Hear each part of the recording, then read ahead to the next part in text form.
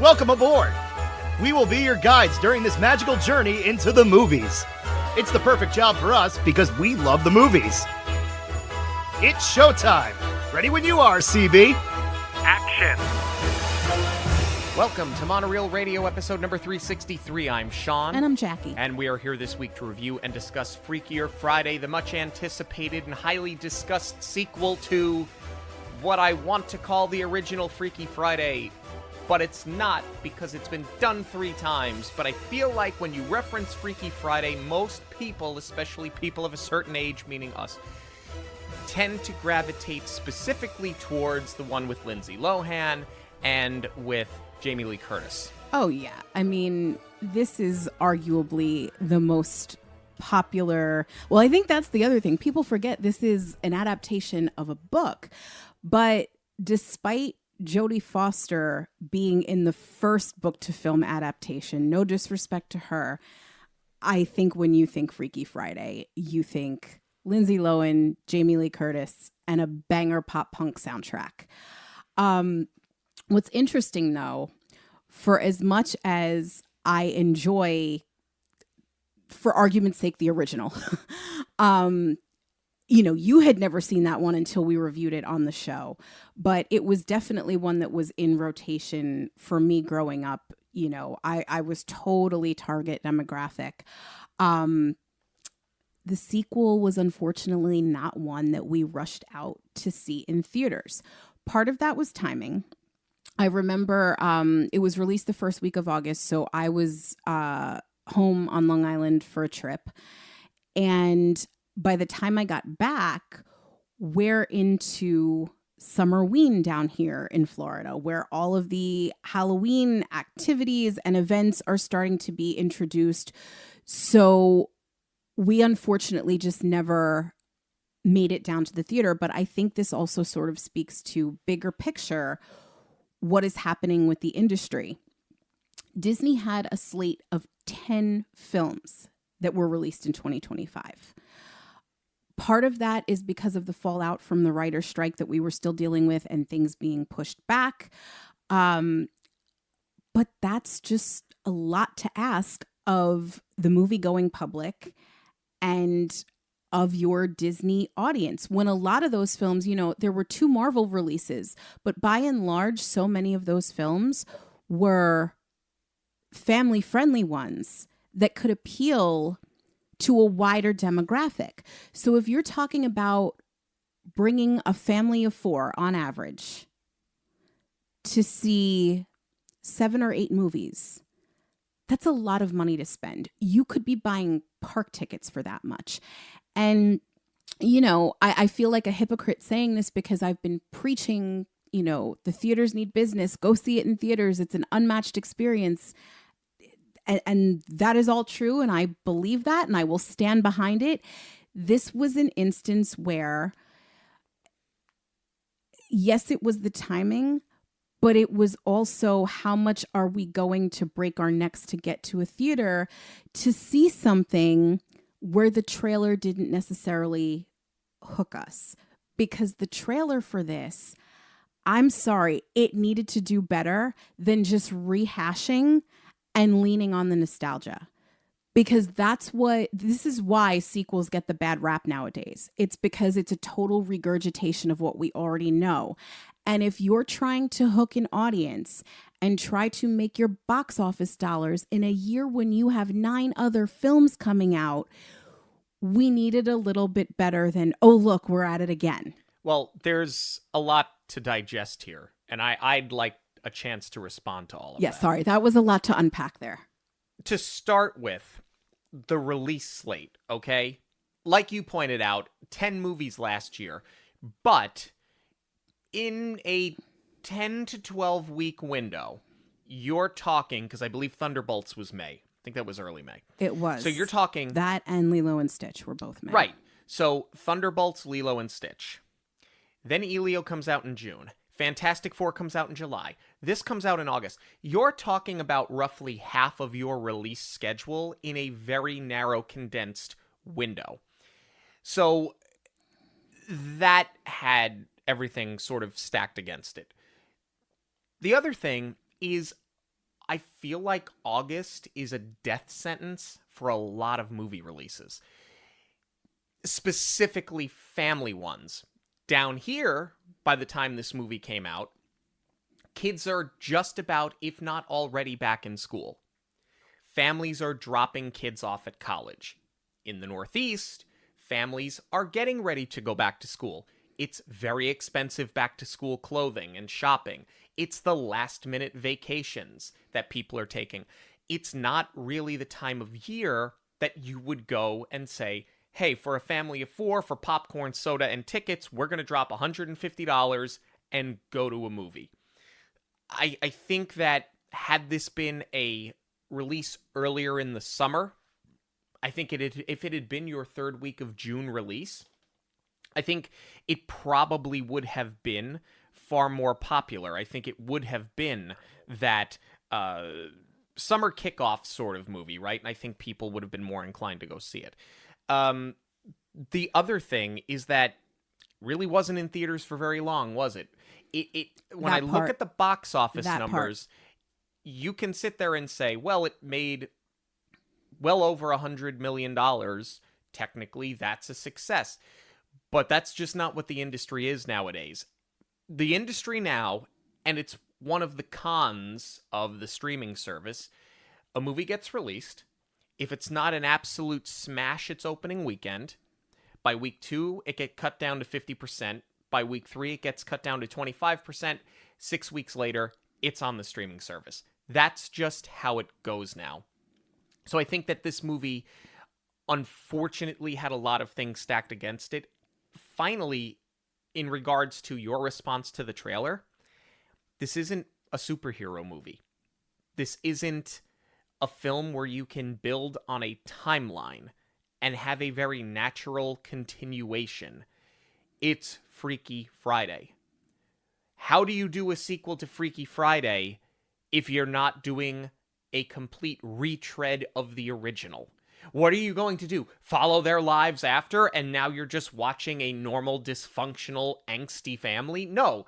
The whole purpose of doing a sequel to this is that it's going to be a retread. So I understand how you're saying that people give sequels a bad rap, and you're not wrong about that, but there are certain films where that's just what a sequel's gonna be. I think I just would have cut the trailer differently because we love these characters. We love the mother-daughter relationship between Anna and Tess. I think I would have leaned into that a little bit more, and Anna getting remarried, and then, oh, by the way, there's still a body swap. I would have put the body swap at the very end, not made that the focus of, here we go again. Well, with all of that being said, did this movie feel completely like a rehash? Did it deserve more time in the box office? And is it a better film than its box office numbers indicate? That, on top of many other things, is what we are here to discuss today. This episode is sponsored by Where in the Park. Our friends at Where in the Park make seek and find card games designed to play in the theme parks and turn your day into an interactive adventure. Game packs come with a deck of cards, each with an image on it that is hidden somewhere in the theming of the park, helping you to discover details you've probably walked past 100 times. Where in the Park game packs will spark curiosity, encourage connection, and make every visit to the parks even more memorable. Visit monoreelradio.com and click on our affiliate link to purchase your game at a discount. All right, we are reunited with Tess and Anna Coleman. Tess is now hosting a podcast and is an accomplished author, while Anna works in the music industry as a manager and is a single mom to her teenage daughter, Harper. Harper's rival at school is a British exchange student named Lily, although she wouldn't need to worry about her for very long since Lily is moving back to England next year. After the girls get in trouble, the principal calls Anna and Lily's father, Eric, to the office. However, the two hit it off, and we fast forward to the week of Eric and Anna's wedding. Harper struggles with the perspective of moving to London and having Lily as a stepsister. After the girls start a food fight at the school's bake sale, they and their classmates land in school suspension. That night at Anna's bachelorette party, a psychic named Madame Jen tells Anna and Tess that they have walked in each other's shoes, and the lesson that they learned may help them again. She also speaks with Lily and Harper and tells them to change the hearts that they know are wrong to reach the place where they belong. The next morning, Lily wakes up as Tess and vice versa. Anna and Harper learned that they have also swapped bodies. Lily and Harper, while initially wanting to switch back, decide not to completely cooperate because their plan at this point is to break up their parents. Anna and Tess struggle at school, acting as their younger counterparts, and continue to get the girls in trouble. Harper and Lily initially struggle as the adult versions of their counterparts, but connect with Anna's top client, Ella, big-time pop star. They hear a song that Anna wrote in secret, so Harper gives Ella permission to sing Anna's song, which Lily and Harper believe was written about Anna's old boyfriend, Jake. So they plan to use him to break up the engagement. However, it only confuses the situation further. Anna and Tess, meanwhile, find Madame Jen, who tell them that all 4 hearts may need changing, so all of them need to be in this together. That night, they all argue as no one is really trying to help anyone out at this point. Lily becomes uncomfortable the next day when she sees that Harper, remember, Harper is in Anna's body. I remember this from the first Freaky Friday too, that we kept having to do this. And Parent Trap, any kind of body swap, it's, Anna is Tess, Tess is Anna. It gets very convoluted. Well, Lily gets very uncomfortable when she sees that Harper starts to level and connect with Eric. Lily is further aggravated when she learns that Eric and Anna have decided to stay in Los Angeles, leading her to believe that Harper stabbed her in the back while she was in her mother's body. Lily, as Tess, during the rehearsal lunch, declares that she does not think the wedding should happen. Eric, believing that Anna is having second thoughts, cancels the wedding, breaking everybody's hearts, because now the girls have realized that this was not the right thing to do. That night at Ella's concert, Anna is surprised to see that her bandmates from the Pink Slips are there to perform. Harper admits to her mother at the concert what she and Lily had done. And Anna tells her that the song was never written about Jake, and that it was, in fact, written about Harper. The Pink Slips, along with Harper, perform on the stage. Everybody makes amends. The earthquake happens again. The curse is lifted. The bodies are put back into place, which, if you're only tuning in now, you've tuned in at the wrong time. Sounds like Poltergeist. And we all go on to live, as far as we know, happily ever after. Until the third one. There should not be a third one. That's not a criticism of this film, but if your concern was it felt like a retread and that's why people didn't go see it, what are you going to do a third time around? But we'll leave that at the end of the conversation. Well, that's what we're going to discuss, right? Is did they do it right the second time around? From the jump, I think they definitely got this part right. This is a great reset. I totally buy that this is Anna's career now, that this is what she's grown up into. She's still involved in the music industry.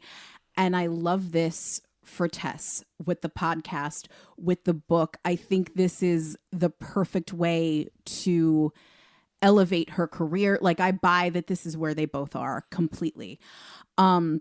What's really interesting to me, though, is what we loved so much about the original is that they set up the characters really quickly in the open. It's almost a montage the way that it plays out. but the writing is so elevated. It does it in such a way where Anna and Tess are not tropes, where it goes beyond the angsty teen and the overworked, stressed out single parent, or she's about to not be a single parent because she's going to marry Ryan. But if they didn't do such a great job of writing deep characters, we wouldn't have had the buy-in of how important that it was to walk in each other's shoes and understand each other.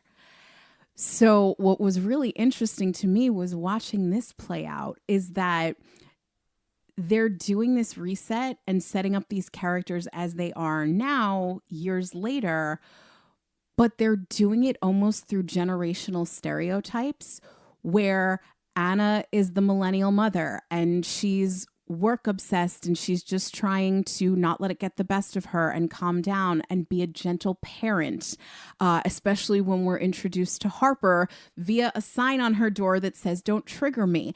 And then you have this comedy coming from Tess, who's now, later on in years, and she can't use technology and she's trying to learn. And those are such generational stereotypes. But again, the writing is so elevated and the performance is so captivating. You just completely buy into it. They do a lot of things right here.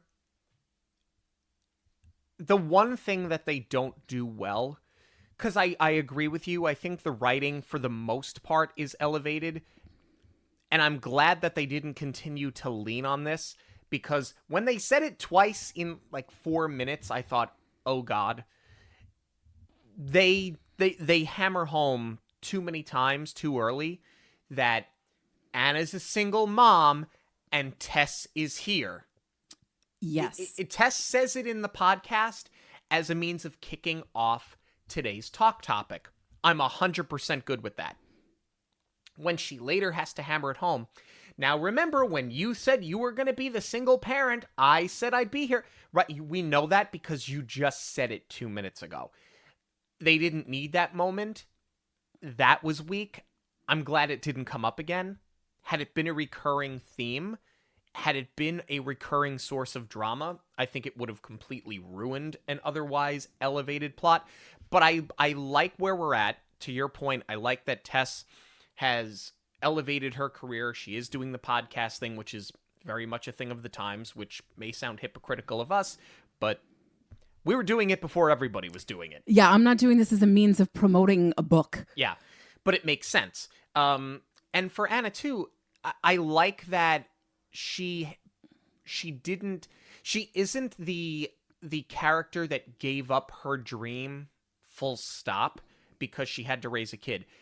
She pivoted. She's still writing, albeit in secret, but she's still in the music industry as a manager.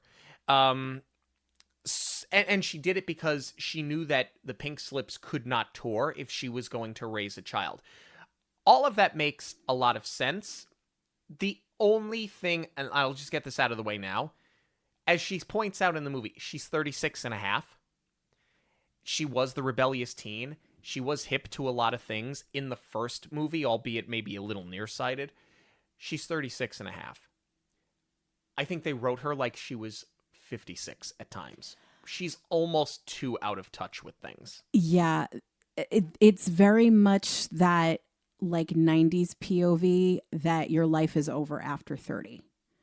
They did 30-year-olds such a disservice back then because it always seemed like so much older when it was. And I think it's different because we've now been through our 30s. So of course it's different as you experience it in your own life.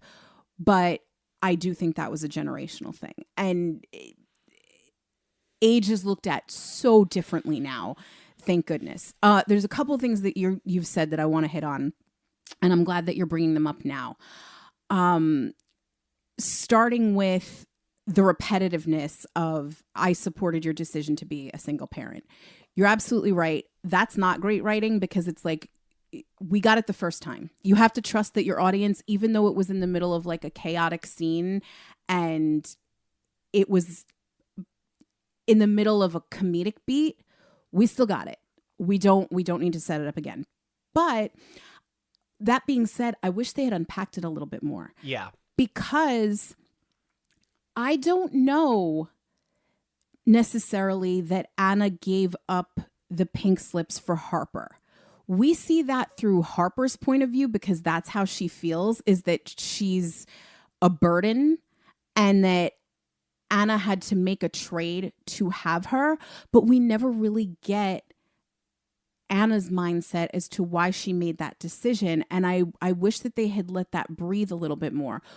Were the pink slips kind of hanging it up and then you decided to be a parent and go at it on your own because you were no longer, because you weren't married? Or was it because things didn't work out with Jake that you decided you still wanted a family and you wanted to do that before it was too late and you broke up the pink slips?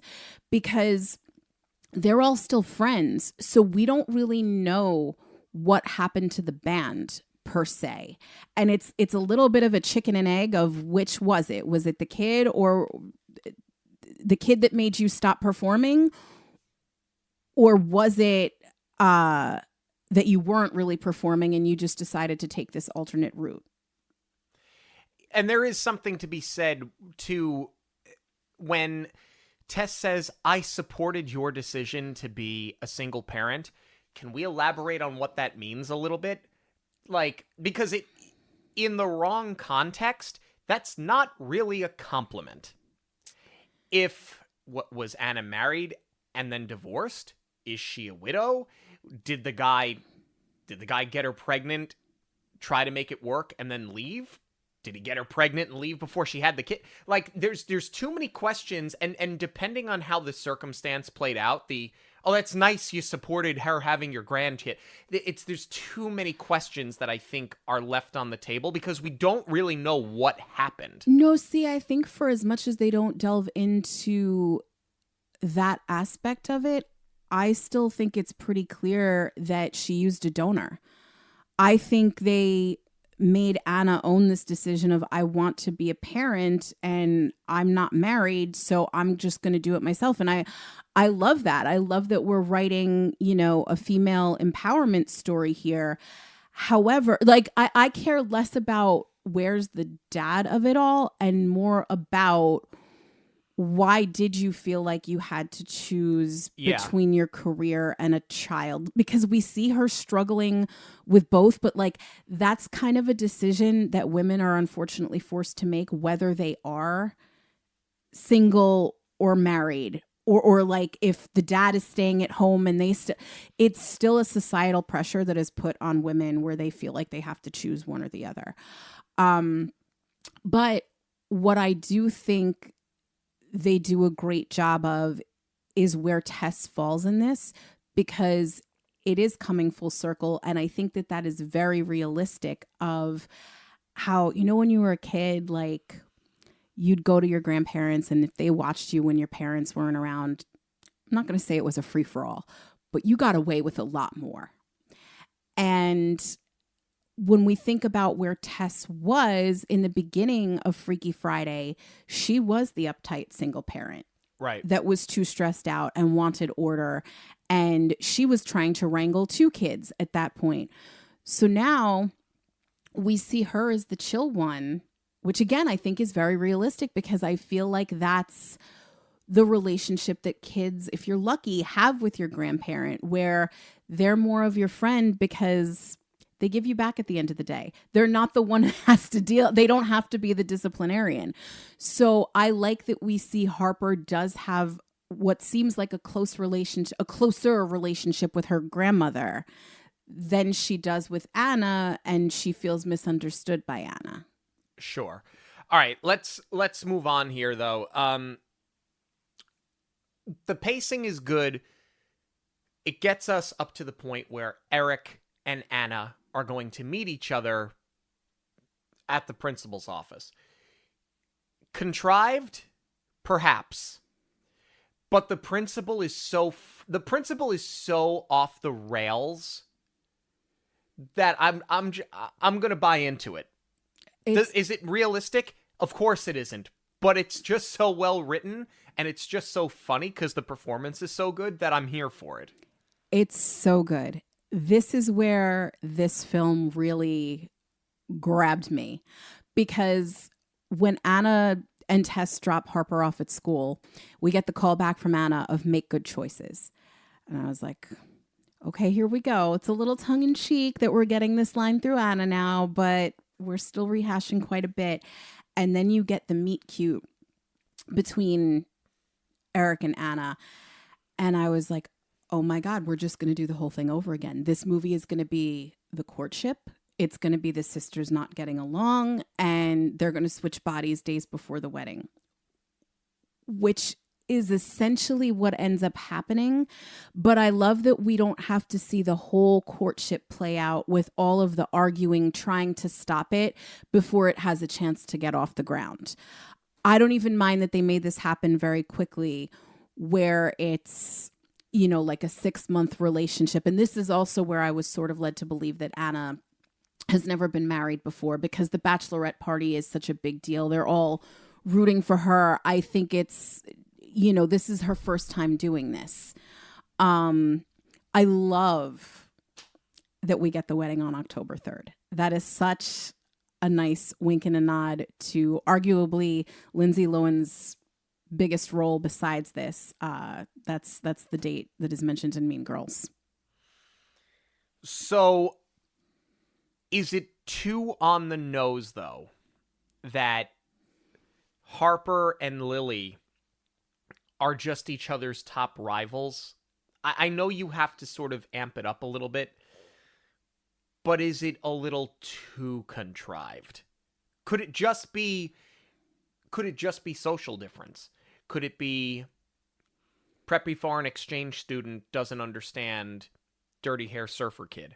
You know what I'm saying? Does putting them as such adversaries, is it too much? I don't think so, because again, the elevated writing makes them more than just tropes. You know, Harper's character, if they had made her appreciate her mom's career more, she would have seemed like a Nepo baby, where it's like, oh, my mom's really wealthy and I don't really need to worry about anything because, you know, between that and my grandma's now this author and I'm just going to be fine. And she's like coasting through life because she feels like she doesn't have to worry. And juxtaposed against Lily, who they could have just written as a type A, goal-oriented, focused on her career. I need to do A, B, and C to get where I want to go. She's a lot more layered than that, because there's the driving force to get her back to London, because that's where she feels connected to her mother.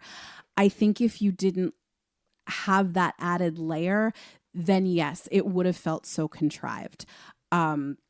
But again, good writing, it makes the characters deeper, and I think that's where you can kind of give it a pass.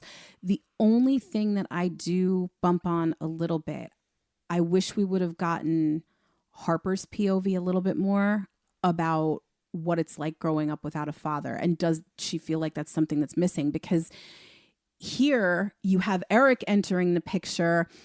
So she's making it all about where she lives and wanting to stay in California, and not even what this is going to mean as far as shifting the dynamic in their familial relationship. It's just all about LA. And I think that's the only thing that gets a little bit one-dimensional.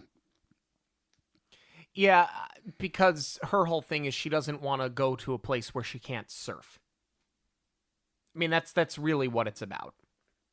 Yeah, not about leaving her friends behind or what else she feels so connected to that she wants to stay. Because Tess gives her the out.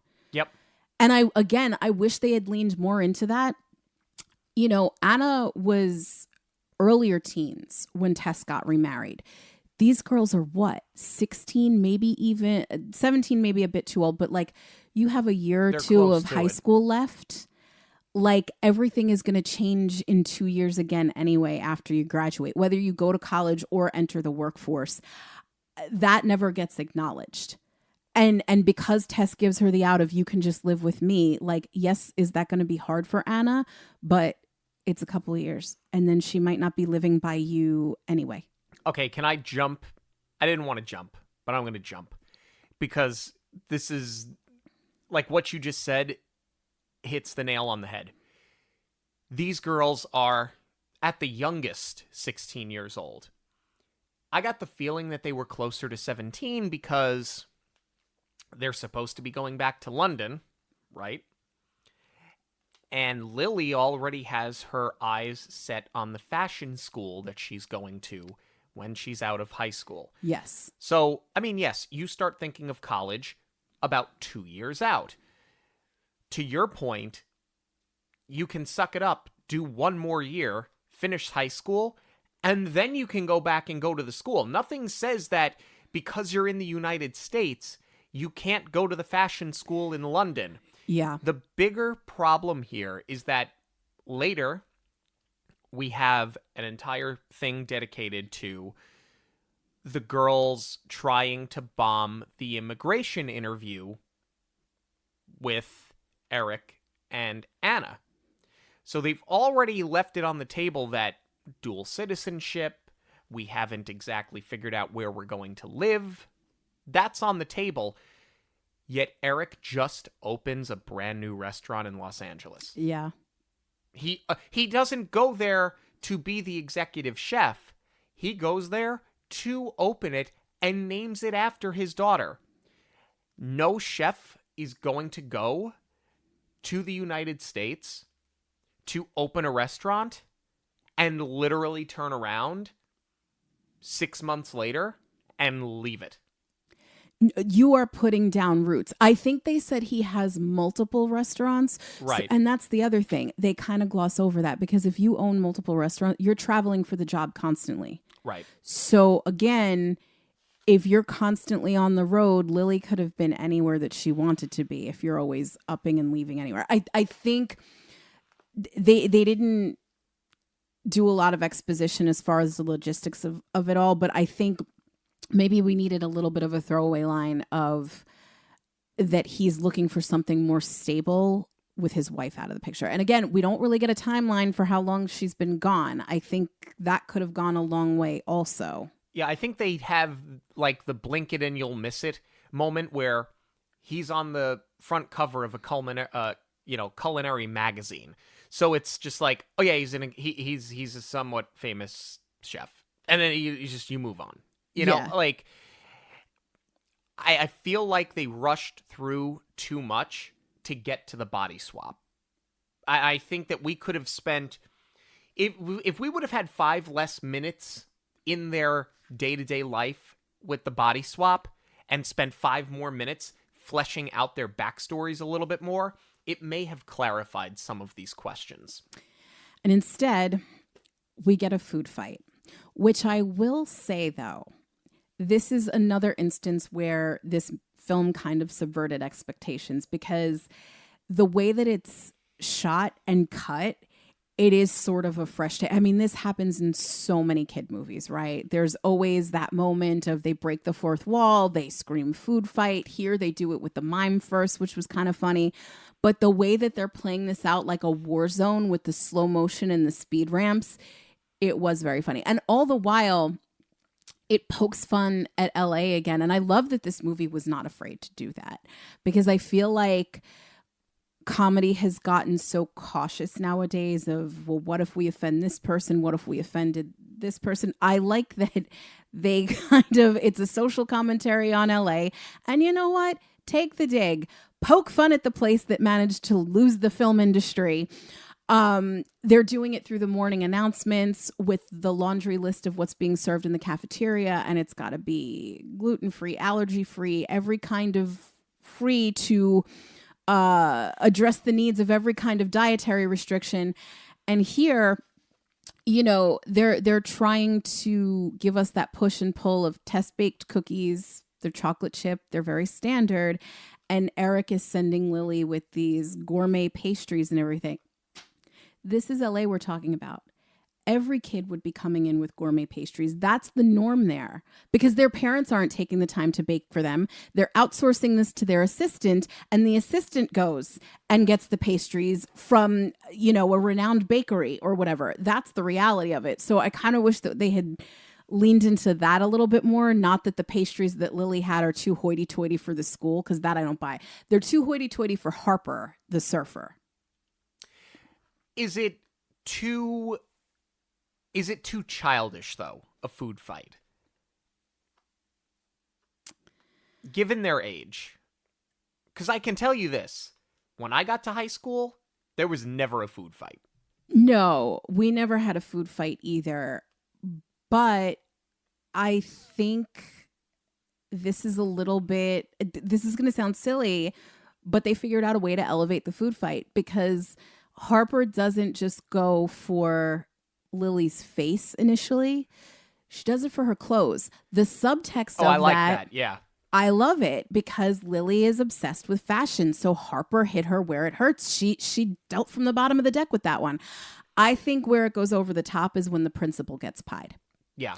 And then I have a key lime pie allergy. Who has a key lime allergy? A nut allergy, sure. There's an allergy for everything at this point. I'm sure somebody out there, you're going to get some hate mail. Somebody out there has a key lime allergy and you're about to learn about it. Well, then educate me. I'm happy to learn about it, but I've never heard of one. I will say though, if there's any moment of this that feels childish and like we've seen this all before, it's the principal getting pied for sure. All right, let's move on. One of my favorite lines from Jamie Lee Curtis is when Anna decides that the punishment for the girls getting in-school suspension is to have a sleepover at Grandma's. Yep. And she goes, but I'm the fun one. I have Parcheesi. The whole thing is funny. Why that's a punishment, I don't quite understand. I wish that they would have leaned into it like, you guys are going to go over there for a sleepover, so not only are you two going to be forced into a situation where you're going to be in the same room together, but you're going to be with Grandma who's going to diagnose you. I wish that they would have leaned into that, because go for a sleepover at Grandma's where she's going to play games with them just doesn't seem like a punishment. Especially because Harper gets along with her so well. Right. And Harper has even said at this point, she's not my therapist, she's my gran. Yeah. And that was Anna's whole argument in the original, was stop treating me like a patient and see me for who I am, see me as your kid. And that's the relationship. That could have been a great source of conflict, because the relationship that Anna wanted with her mother growing up is the one that Harper has. Right. So to your point, no, it's not really a punishment. All of it is in service of the wake up after the body swap happens. Because to your point, as they said, this was supposed to be a punishment, but they are all back at Tessa's house after the bachelorette party, Anna included. So it's not like she shipped the girls off and made Tess deal with them. Right. This was all a setup to get them all there. What is this bachelorette party, by the way? Is it a karaoke party? Is it a club? Is it a roller? I have no idea what this space is. It's a lot. I got the feeling that it was really just a karaoke party at the Chinese restaurant. That's the thing. There's there's a vending machine with a false wall, which you'd never see in a restaurant. There is so much going on and nothing going on all at the same time. It's like a pink slip reunion, but not really. There's a photo shoot. We don't get to see them sing. And that's the thing. There's no karaoke up front. It's after they've already started meeting with Madame Jen. That part I buy, though, because there's plenty, even here in Orlando, there's so many like comic book shop fronts where there's like a back room and it's something else. So there's so many speakeasies. I'm all for that. But were you hired to be here by the people that were throwing this bachelorette party? Like, that's my bigger issue, is she literally comes out of the wall. It's not like the meddling restaurant owner in the first one who sees that they're having an argument and sees that they need help, and she totally is the cause for all of this. I don't understand Madame Jen's place in all of this and why she's even there. But you know what? I don't care, because this is one of Vanessa Bayer's best performances. Like, this blows everything that she did on SNL out of the water. Other than Jacob. Yeah, because Jacob was so good. Jacob was so good. Jacob and the burnt out adult film star with Cecily. Yeah. She's fantastic. She's so typical of, I mean, she herself is a social commentary, right? Yes. I'm a life coach, but I also do this and I also do that, but I'm also this thing. Like, you're everything and you're nothing at the same time. Yeah. The multi-hyphenate, it's the modern day jack of all trades, master of none. But they're all made up titles. Yes. Which is very common of 2026, and it's only going to get worse. The vegan meatloaf truck killed me. Yeah, it's so good. But I like that, honestly, I like that there's a payoff that she actually does have powers. Because that's the thing. You don't buy her at all, but the one thing that she actually can do when she's not a barista at Starbucks is actually act as a medium. It's true. The most far-fetched job that she has, that's actually the one that you can believe her. Yeah. And you know what? Even though you know it's coming, the reveal the next morning, it still lands. It is. This is where the part that is the straight rehash more than anything, it still works. Jamie Lee Curtis is such a great sport. Yes. She was in the first one where she screams, "Oh, I'm like the crypt keeper," but she just has to go to town on herself. It's ruthless. It's, look at the crevices. Look at all of the crevices. And that it's channeled through this British uppity up character, and she's being so hard on this body. Yeah, Jamie Lee Curtis was just such a good sport. She should have won the Oscar for this role. That's how much she committed to it. The other thing that I don't hate to say that it works. I should hate to say that it works, but it just does. The switchback body slam that was the huge trailer moment of the original. It's the biggest physical comedy moment of the original. They do it again, not just with the girls and not letting the younger ones have their turn with it. I mean, it is the younger ones in the older one's body. We are literally seeing Lindsay Lohan and Jamie Lee Curtis do it again. But because it's in the background and their characters are arguing inside the other body, like, you don't see it coming, and it just does out of nowhere, and it all works. And then they sort of retrace their steps and they realize that this is Madame Jen's doing. And this is my favorite Jamie Lee Curtis line of the whole movie. One that I'm probably, not that it's not memorable, I personally am probably going to forget about it. And every time I rewatch this, it's going to hit me again and again and again, because I belly laughed twice when we were watching it. When they're going through the list of Madame Jen's job titles, and she goes, "I thought she was a water sommelier." I died both times we watched this. It's such a brilliant line. Yeah. And I like the twist that the girls, while they want to get out of these older bodies and back into their own, they're not going to cooperate. No, Madame Jen didn't say anything to us, because now they're going to scheme. Like, I like that they take this horrible scenario that they're in, and even though Lily is really not happy about it, they're going to weaponize this to their benefit. And that's the really good twist. It's not the let's figure out a way out of this as soon as possible. It's we're going to use this to our advantage. And then they get you right into the action. It's not just pass off as me for the day, and here's what you need to know about work and school. They really stepped it up by going right for the physical activities.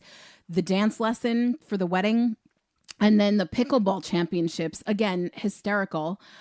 What I thought was really smart too about this dance lesson, it's not just that Harper in Anna's body feels uncomfortable being close to a man.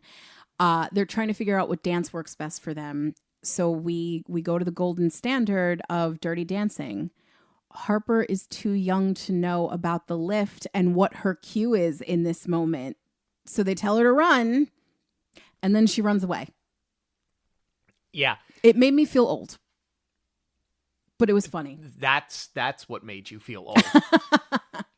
Let's talk about the detention here, where Anna and Tess continue to make things worse for the girls, because Tess, continuing to be a therapist, is saying that punishing us, and it's funny that she goes, punishing us and keeping us inside is not going to help. It's better if we're out there giving back to the community. You have that moment where she just can't help herself but to be a therapist. And then you've got Anna. It's like, wait a minute, it's just going to be like hours and hours of peace and quiet where I can just don't do it. And I love how he says, get that look of bliss off your face. And inadvertently, it's Tess just making things worse for everybody else, because when they go outside, I mean, here's the thing. She said, give back to the community. So that would imply a trash pickup. It would imply weeding gardens or whatever. Somehow he takes that to mean, I'm going to have you run laps on the track and chase you in a golf cart before I'm going to have you start cleaning everything up. And the other kids are just all about let us out. I don't know what any of them thought was going to happen, but all of it still works. Yeah, because he's giving them that, okay, you asked for it, now I'm going to give it to you. Be careful what you wish for. This is also sort of a rehash of the first one, because both Anna and Tess have a personal vendetta with, I forget the teacher's name, Bing. Yeah, from Groundhog Day. Yes. But that's where he flunked Anna for being right about 1984. Yes. But I think it was Tess as Anna, and that's why she was right, and she knew what the book was about, and he just did that to get revenge on her. Yeah. This time around, they've both been punished by this guy before. They can't believe he's still teaching, so there is a bit of a vendetta there, compounded with they're never going to take him seriously. They walk right into the trap.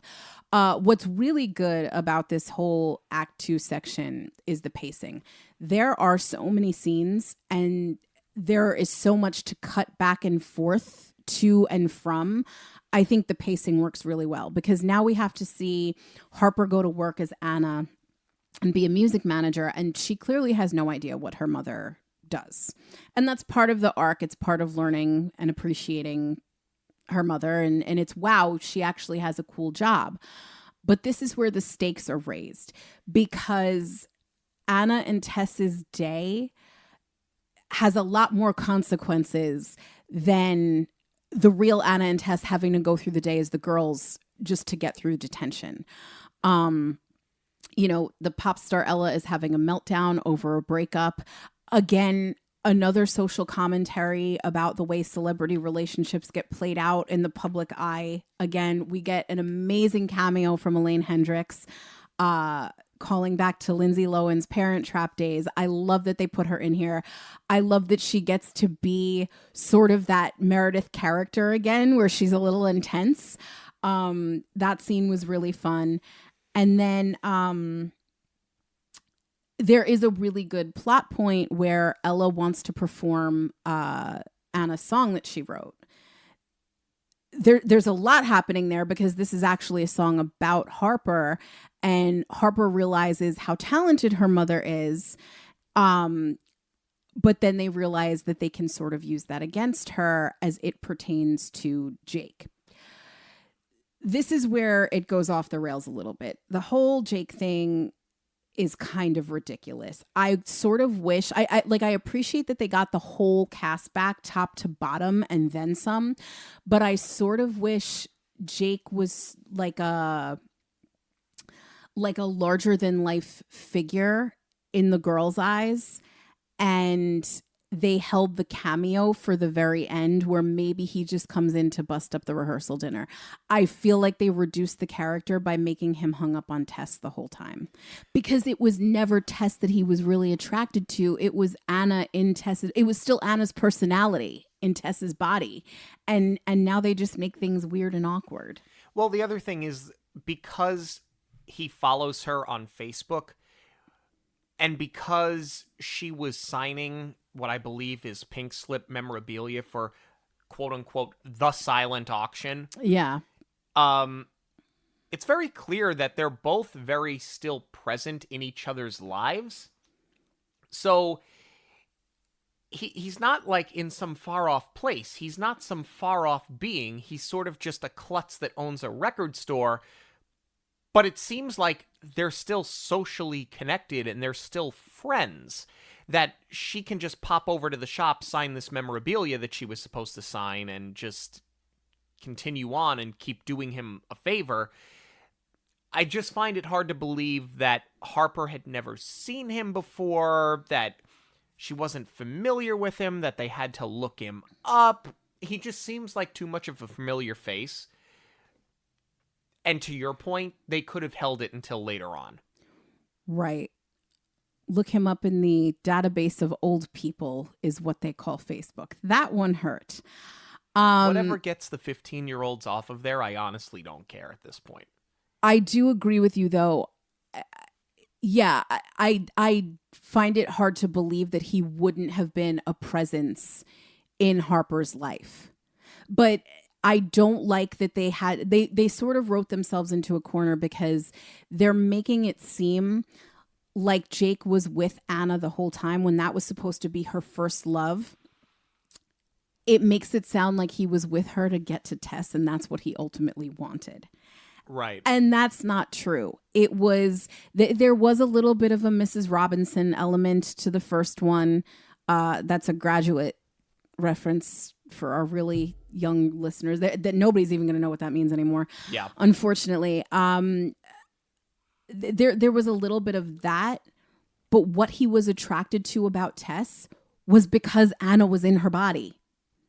So they completely lost that. And that's why, like I said, I wish that they did make him sort of like a larger than life figure. Like maybe Harper had heard about her mom's ex, where he's this cool guy who rides a motorcycle, and now he's got this record shop. Like they could have made him seem like a distant figure that she was trying to dig up more information. Like I would have rather seen Harper and Lily do more digging on him than this awkwardness play out of him being in love with Tess, and then they're trying to go for the physical comedy of what 16-year-olds' interpretation of flirting is, and trying to make Anna's body flirt with him and win him back. Or like the whole thing was awkward, and like I just didn't find any of that funny. Something else that I think was meant to play for comedy, and it doesn't entirely work, maybe not in the way that they meant for it to work, is the immigration interview. I like it for Eric. Because it's a big moment where Harper is trying to completely destroy the interview. She wants it to go terribly because she doesn't want immigration to approve them. This is kind of like the last line of defense that she's got as far as breaking it up. Right. And what we learn is that Harper doesn't want the, she doesn't want the handout interview questions. She wants the, no, show me that you know me questions, because she's trying to get Eric in the gotcha moment. And what she does is every time she thinks she has him in a gotcha, he knows everything about Anna. Like, Anna has divulged everything to him. It's a great character moment for Eric, and I think that it's just lost with the woman who's working at immigration trying to get over the fact that she just dumped her fiancé. Yeah. I don't know why that was a choice. I don't know why that's a thing, but it doesn't work. Especially because she's sort of hitting on Eric in the beginning of the interview, and like Anna does nothing. I mean, granted, it's Harper as Anna, but like that was your out. You could have set Eric up with this other woman as opposed to the tactic that you've been trying as far as grilling him. But it is a good character moment for Harper, though, because what's important is it's not just that he's able to answer all of the questions about Anna. He's thinking of them as a family. He knows things about Harper that she had no idea that he cared about. Like when they're talking about the trip to the Galapagos, it's, oh, well, that would be good for Lily and Harper. And she sees that he's actually a good guy. It's what Anna had to learn in the first one, and what like Ryan's big character arc of the first one is that he wanted Anna to fall in love with him on her own terms and have a relationship other than just, you're my new stepdad. And Eric has already put in the groundwork to make that happen. Harper just never acknowledges it. So I do really like the scene for that, but you're right. It is watered down by this awkward comedy moment. And like, also, Tub Thumping is not a guilty pleasure song. It is still embraced. Maybe it was a guilty pleasure when it was a hit back in the day, but like that's such a nostalgia moment. It comes on anywhere, everybody's singing along, and I kind of missed that. I thought everybody in the office was going to chime in on it, like as cheesy as it would have been, and it would have felt like a musical. Anna's not alone in that being a hype song. I feel like that song came out. It's like Who Let the Dogs Out. Yeah. That came out, it was a big hit, and then like 5 years after it came out, it was a guilty pleasure song because no one wanted to admit that they liked it when they liked it, and now all of the years have gone by, and now it's nostalgic, and now everybody, also because we're getting old enough to the point that we don't care anymore, everybody's admitting, no, we actually did like that song. So yes, to your point, it's not that much of a guilty pleasure at this point. The scene that this is cut against where it does really work for the comedy is Jamie Lee Curtis shopping in the adult aisle of Walgreens, but as a horrified 16-year-old looking at all of the ways that your body is going to change. She just nails the physical comedy. And then oh my God, that Lily gives her the lip kit for her passport photo. It's brilliant. It's so funny. It's great. It's hysterical. Yeah, she's great. And again, just what an incredible sport. So now we track down Madame Jen. And it's Lily and Harper. Their bodies, I'm sorry, we knew we were going to do this. It's Anna and Tess in Lily and Harper's bodies. Yeah. They don't know like the second piece of the premonition because the girls didn't tell them about it. So they are understandably mad. And then we get just the best reveal of this character. She's pretending to be doing readings in Starbucks, but it turns out that she's doing it on her lunch break because she's not at all good at any of the things that she does, and she needs to support herself by some kind of means. Yeah. That pays off. When we get back to the house that night and Anna and Tess want to drink wine, but they know not to put alcohol into the body of the teenage kids, they're just drinking Welch's grape juice. I'm switching to red. Like the whole thing just works. Yeah, I sort of like this whole beat here. And I love how they don't call it out. There's never that moment of my body's too young to drink, or they don't know that you're not going to give a 16 or a 17-year-old wine on camera.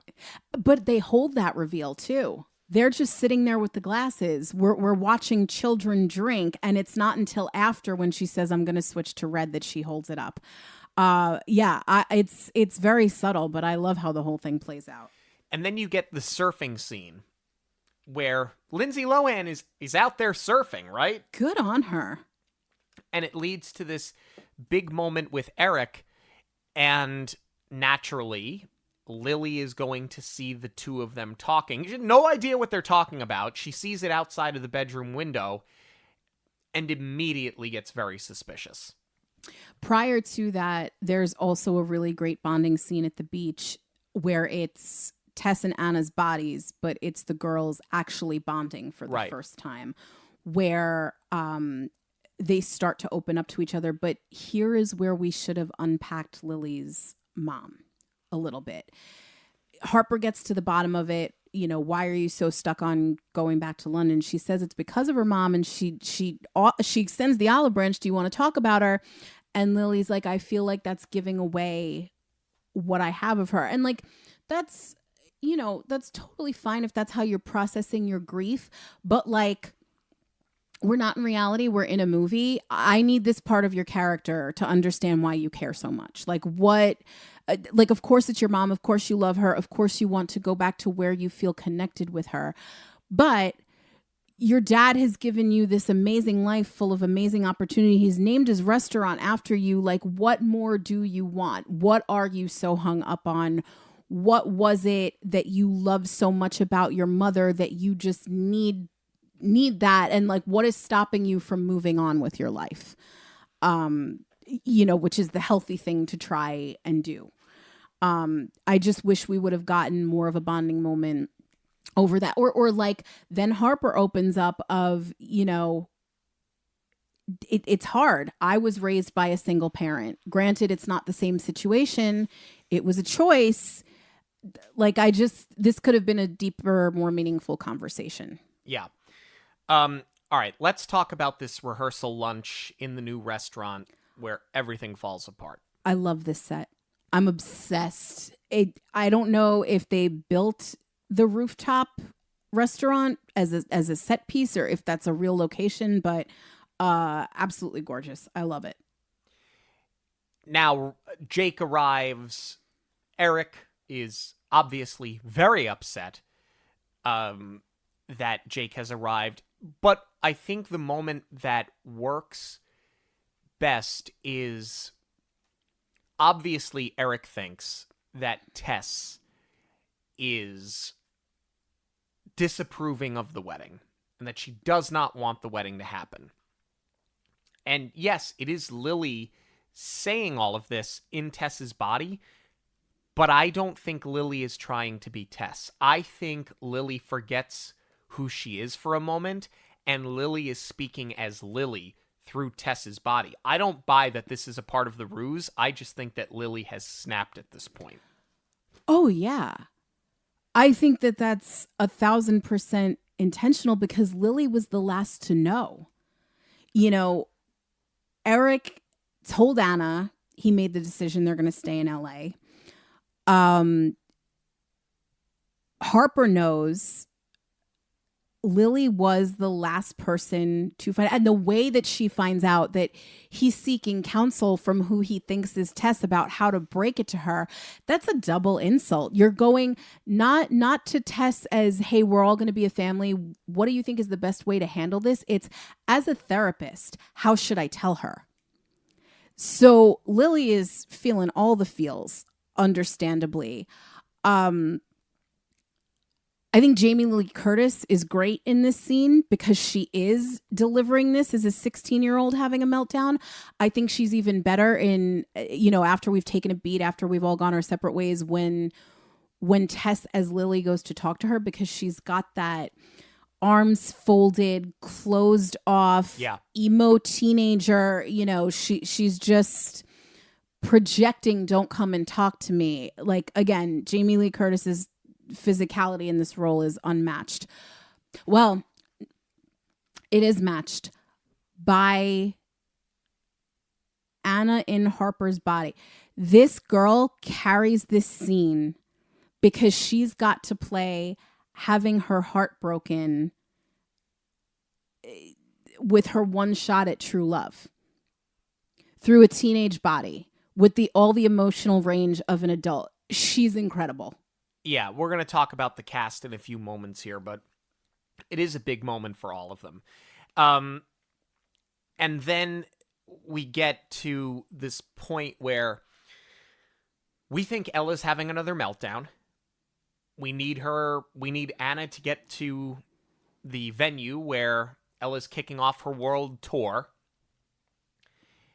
She's blowing up her phone, texting, "Where are you? I need you. Where are you? I need you." That, and now Anna is just like, I have to go deal with my client. It's the one thing I can fix right now. So let's get into it. She goes to take care of that. Lily, as Tess, is trying to get to Eric, trying to convince him, don't call this off, because she has now seen the error of her ways. It's a little chaotic, but it works in service of, we get to the venue to see that the pink slips are there, and that Harper has manipulated this entire thing because she sees where she has gone wrong. She now obviously knows that the song that was written that Ella's going to sing was not written about Jake. It was written about her. She's bringing the whole thing together, and Ella's not having a meltdown. It's, hey, you're a major part of this show. Where are you? It's chaotic, but it all works. It's a good reason to get everybody there. Yes. Because in the original, you have their big audition for Wango Tango cut against the rehearsal dinner. You need another reason to get everybody to the performance. And I feel like if it was the Pink Slip reunion, that would have felt very forced and very contrived. And it gives, Harper, I think, has arguably the biggest arc. The only thing that I wish, she's trying to make this up to her mother, because the entire time she's been saying that with a chip on her shoulder, you gave up your rock star life for me. But she had to learn that this is what Anna really wanted. Anna really wanted that family. And I wish that they had just unpacked that a little bit more through Anna. Again, we talked about it before. Why did you give up the band? Was it the band first, or did the band break up and then you decided to move on and have a family? It would have been nice to hear what Anna learned in the first one, is that, she didn't want her dad replaced with Ryan, but Ryan loved her family so well, besides just loving her mother so well. She wanted a family of her own because it's important to her. And while she learned to love her stepfather, how does that impact your daughter growing up with her? Like, we never get to hear any of that. And it would have been nice to hear a little bit more of Anna's POV than all of this having to come through Harper of, now I see what it is that you gave up. I see how much this meant to you. I see how much you miss performing. She shouldn't feel like she owes her mother this. Right. And I feel like that's how it plays, because we don't really unpack it fully. The other thing that I really bump on, as much as I love seeing Pink Slip on stage together again,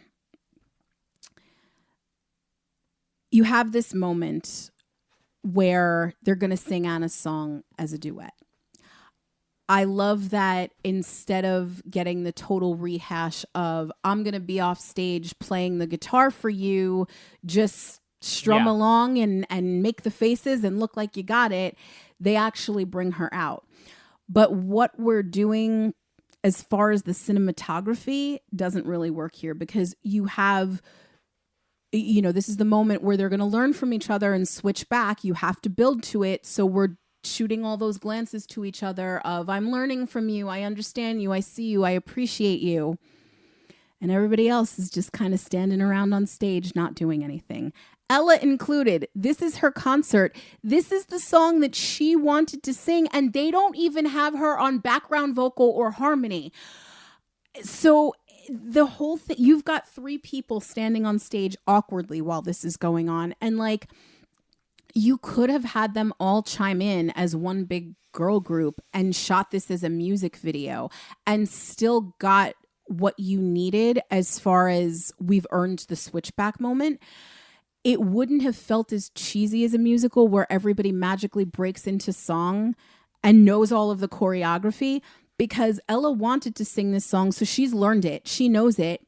Pink Slip did this as a surprise for Anna, so they've learned the song. They know it as well. There's no mystery behind everybody magically knowing the lyrics or playing the music. So you could have actually done this as a full-out band number, and instead, they are just so awkward in the background. But it serves its purpose. We get the earthquake. Everybody switches back. And then we get the happy ending.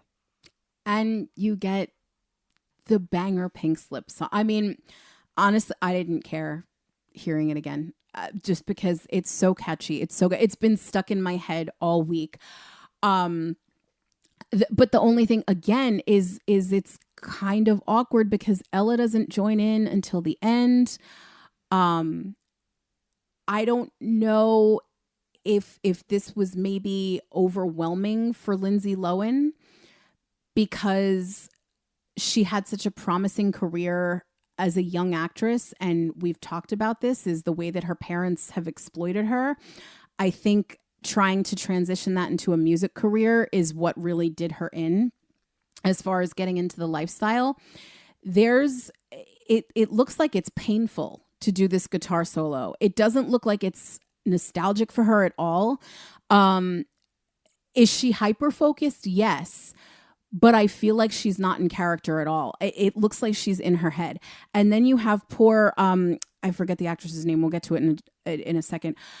I call her Taina because she played Taina Morales on the Nickelodeon show, the lead singer of Pink Slip. She's doing the Lord's work, carrying all of this energy. She is giving this performance 1010%.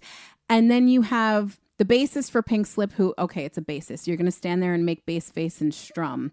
I want you to be like a little moody, a little dark, a little edgy. Okay, fine. But she is giving all of the energy and Lindsay is doing none of it, which is kind of a bummer because the first time that we saw Lindsay do this guitar solo, she had to do it as if she was a 40-year-old doing what she thinks is her best impression of Mick Jagger. So like now we get to see her do it in her own body as Anna, and we don't get to really see Anna do it because like it takes me out of it so much because I think she's totally in her head and she doesn't look to be enjoying herself at all. Christina Vidal. Thank you. Let's talk about the cast. And typically when we have sequels like this, we don't talk about the cast from the previous film, which by and large, I don't think we're going to do here, but we should mention Lindsay Lohan and Jamie Lee Curtis, because the two of them, they handle the physical comedy great. As you pointed out, Jamie Lee Curtis is such a good sport and has had to be twice now. Yeah. Okay? The woman has aged gracefully. She always did. But the constant digs at herself, good on her. Like, it plays for comedy. Like, all of it works. And the redemption story that is Lindsay Lohan, like all of this, it was just heartwarming to see the two of them together again. I agree. And clearly they had so much fun together because the chemistry is all there.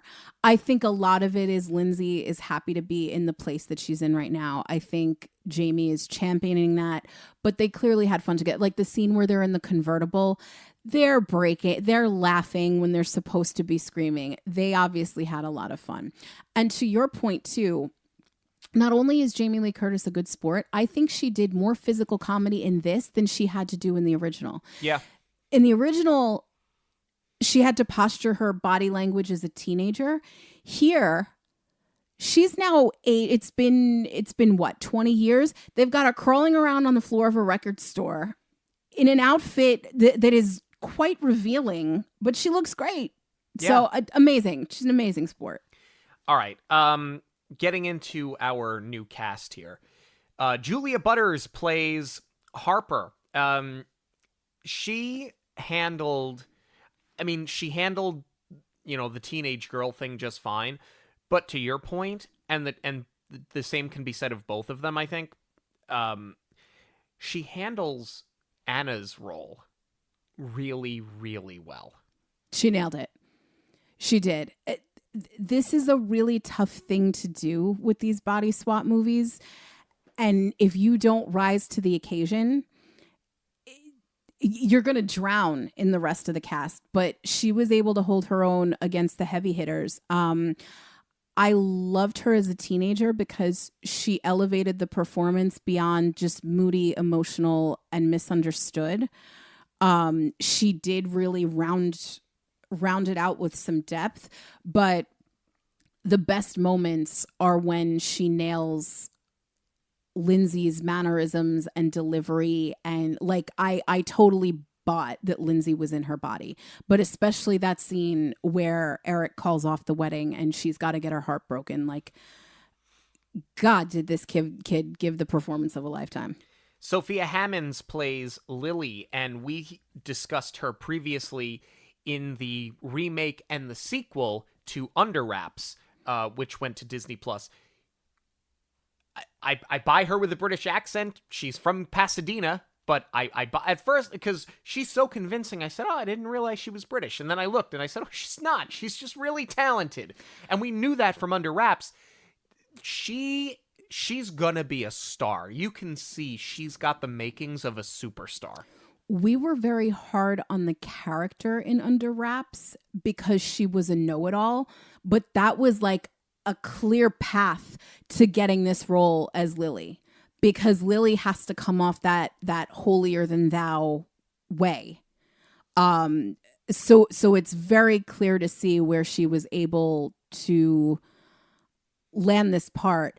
Yeah, I think she's incredibly talented, and that's so interesting. That's kind of what Lindsay became known for, because she was able to do the British accent believably in The Parent Trap. So I'm wondering if that's kind of another wink and a nod back to her earlier career. Manny Jacinto plays Eric. Again, nails the accent well because he's of Filipino descent, but he's actually Canadian. But he's done stuff with Disney in the past. He's been a part of Star Wars. Mm-hmm. He was in Top Gun Maverick, not That's Disney, right. but I remember him in Top Gun Maverick.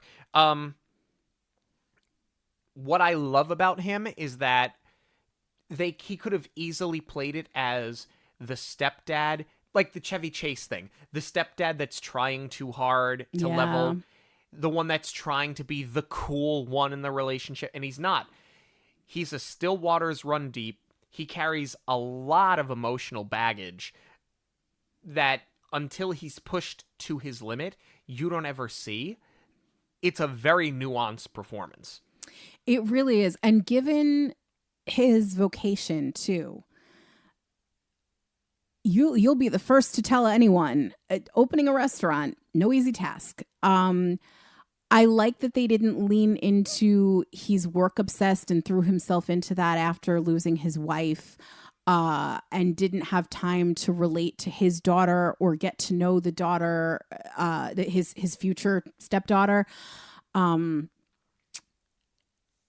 I like that they just played him as a straightforward,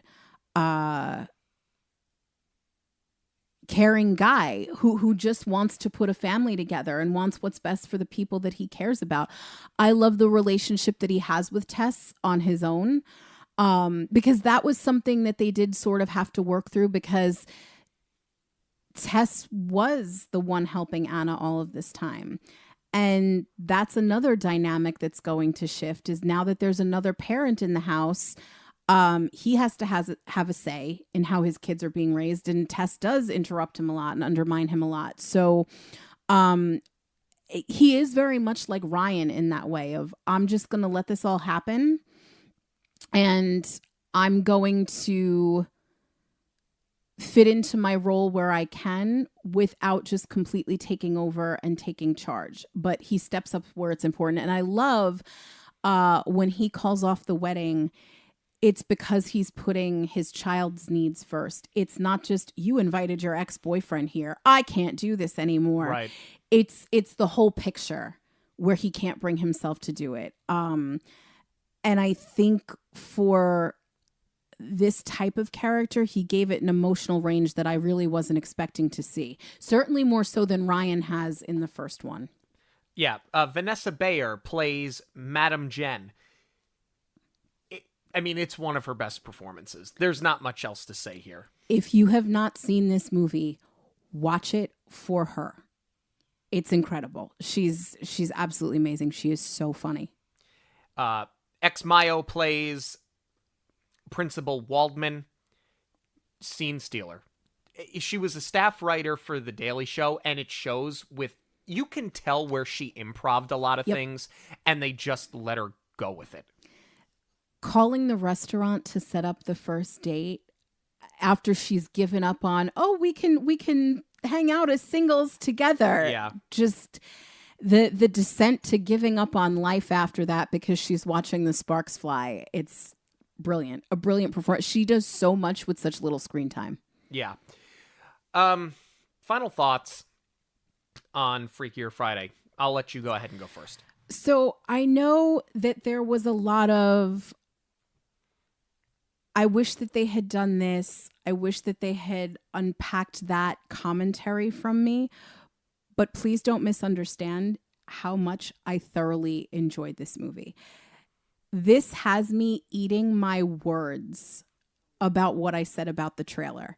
Because I will die on that hill. I would have recut the trailer because there is so much going on here besides rehashing. They subverted expectations.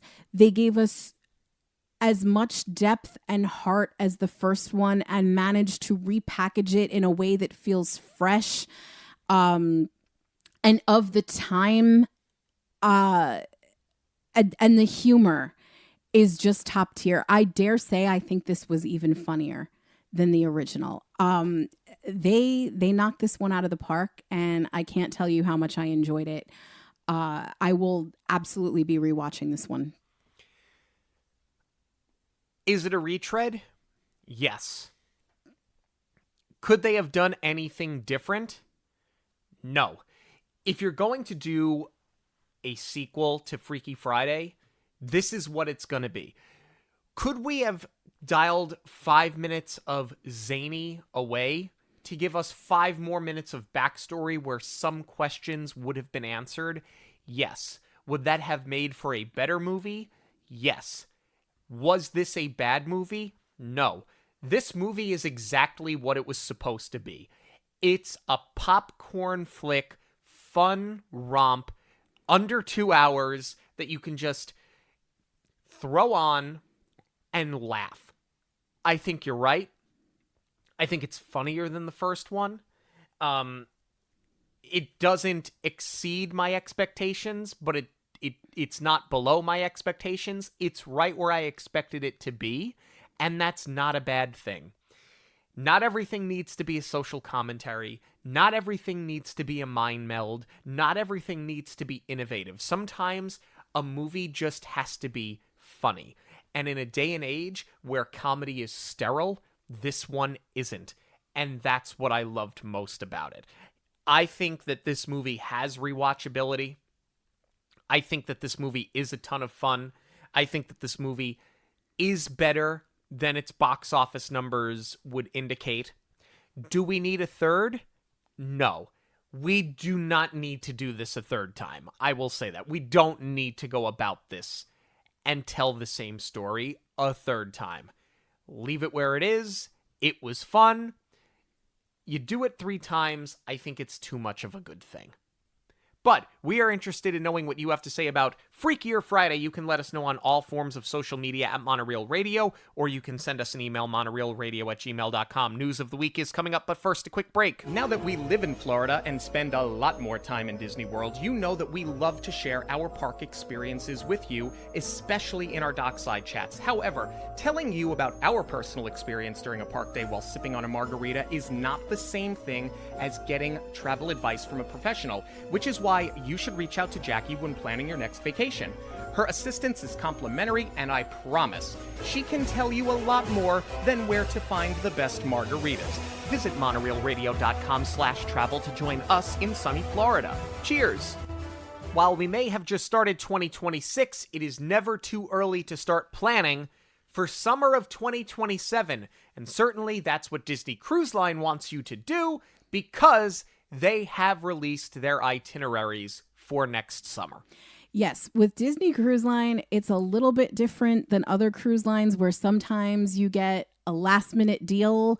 If the ships are nowhere near capacity, they'll offer you those really great rates because they're trying to fill it. Disney's going to fill no matter what. So the earlier you book with them, the better rate you are going to get. So to your point, never too early. Thank you so much for joining us this and every week on Monoreel Radio. Monoreel Radio will always be free, but there are many ways that you can support the show.